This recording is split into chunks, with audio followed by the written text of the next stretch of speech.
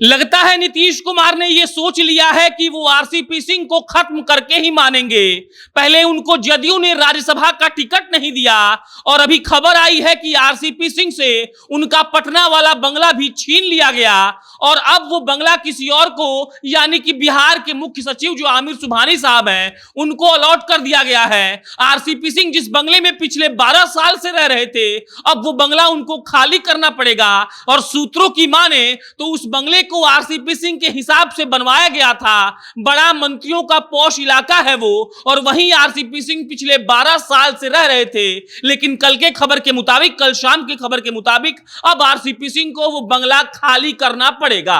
अब नमस्कार, मेरा नाम प्रशांत राय है, आप जनता जंक्शन देख रहे हैं। आरसीपी सिंह वो नाम जो जदयू के सबसे बड़े नेताओं में शुमार हुआ करता था, वो नाम जिस पर आंख मूंद कर बिहार के मुख्यमंत्री नीतीश कुमार भरोसा कर लिया करते थे, और वो नाम जिसने जदयू को फर्श से अर्श तक पहुंचाया। लेकिन आज उसी आरसीपी सिंह की पूछ नहीं है और पटना वाले उनका स्ट्रैंड रोड में जो बड़ा सा बंगला था, अब एक खबर आ गई है कि वो बंगला आरसीपी सिंह को खाली करना पड़ेगा। हालांकि एक सच ये भी है कि वो बंगला आरसीपी सिंह का था ही नहीं, वो बंगला था जदयू के एमएलसी संजय कुमार सिंह उर्फ संजय गांधी का। वो संजय कुमार सिंह के नाम पर अलॉट हुआ बंगला था और पिछले 12 सालों से स्ट्रैंड रोड में उसी मंत्री आवास में आरसीपी सिंह रह रहे थे। उनके सारे कार्यकर्ता वहीं इकट्ठा होते थे, उनका सारा प्रोग्राम उसी बंगले में से होता था। और उसके बाद जब राज्यसभा का टिकट इस बार उनको नहीं मिला, झारखंड के खीरू महतो को जदयू ने टिकट देना उचित समझा। उसके बाद से लगातार ये खबरें चल रही थी कि क्या आरसीपी सिंह जिस बंगले में पिछले 12 साल से रह रहे हैं, वो बंगला उनको खाली करना पड़ेगा। और अब ये खबर आ गई है कि आरसीपी सिंह को वो बंगला खाली करना पड़ेगा और वो बंगला मुख्य सचिव यानी कि आमिर सुबहानी को अलॉट कर दिया गया है। आप याद करिए, आरसीपी सिंह और नीतीश कुमार के मतभेदों को एक बार वो शादी कार्यक्रम में आज से 10 दिन पहले मिलते हैं, दोनों एक दूसरे का अभिवादन करते हैं, लेकिन एक टूम भी दोनों में बातचीत नहीं होती है।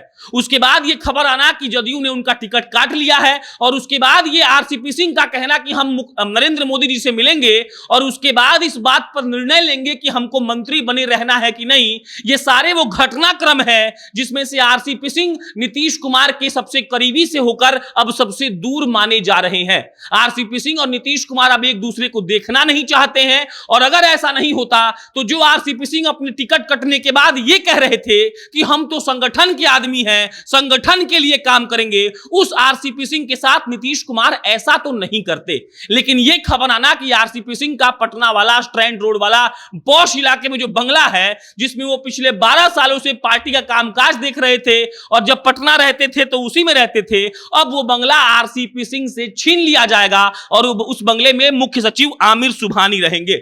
जुलाई में वो मंत्री पद पर भी शायद मंत्री पद से भी हट सकते हैं, क्योंकि इसी जुलाई में उनके राज्यसभा का जो कार्यकाल है वो समाप्त हो जाएगा और उनके जगह जदयू के प्रदेश अध्यक्ष खीरू महतो राज्यसभा जा भी चुके हैं। जुलाई के बाद आरसीपी सिंह मंत्री रहेंगे कि नहीं रहेंगे, जुलाई के बाद आरसीपी सिंह का राजनीतिक भविष्य क्या होगा, इस पर अभी राजनीतिक विश्लेषक चर्चा कर रहे हैं। लेकिन बड़ी खबर यही है कि नीतीश कुमार ने आरसीपी सिंह का बंगला भी छीन लिया। यह कयास उसी वक्त लगा लिया गया था जब यह तय हुआ कि नीतीश कुमार आरसीपी सिंह को राज्यसभा नहीं भेजेंगे, और जब आरसीपी सिंह राज्यसभा नहीं गए तो यह कहा जाने लगा था कि पॉश इलाके में जो मंत्रियों के आवास में रहते हैं आरसीपी सिंह, अब शायद उनके वो दिन फिर जाएंगे और आरसीपी सिंह को फिर से जगह नहीं मिलेगी। हुआ भी वही, आरसीपी सिंह को अब वो बंगला खाली करना पड़ेगा स्ट्रैंड रोड वाला, और उनके जगह पर मुख्य सचिव आमिर सुबहानी रहेंगे। और इसके बाद जदयू में उनकी क्या हैसियत रहती है, क्या वाकई जिसकी इच्छा वो जता चुके हैं कि हम संगठन में काम करना चाहते हैं, क्या उनको ऐसा मौका दिया जाएगा, ये सब अभी सवाल बनकर हैं। लेकिन नीतीश कुमार के पेट में दांत वाली बात आज मुझे फिर याद आ रही है। लल्लन सिंह ने एक बार कहा था कि नीतीश कुमार बदला लेते हैं, लेकिन ऐसा लेते हैं कि आदमी खत्म हो जाता है। आरसीपी सिंह जो उनके सबसे करीबी नेताओं में से एक थे, वो आरसीपी सिंह जो आईएएस हुआ करते थे और नीतीश कुमार के कहने पर उन्होंने रिटायरमेंट लेकर आकर राजनीति चुन लिया, और उसी आरसीपी सिंह को आज कोई पूछने वाला नहीं है। उसी आरसीपी सिंह को कोई पूछने वाला नहीं है जिसको आरसीपी टैक्स कहकर विपक्ष जदयू पर ताना मारता था।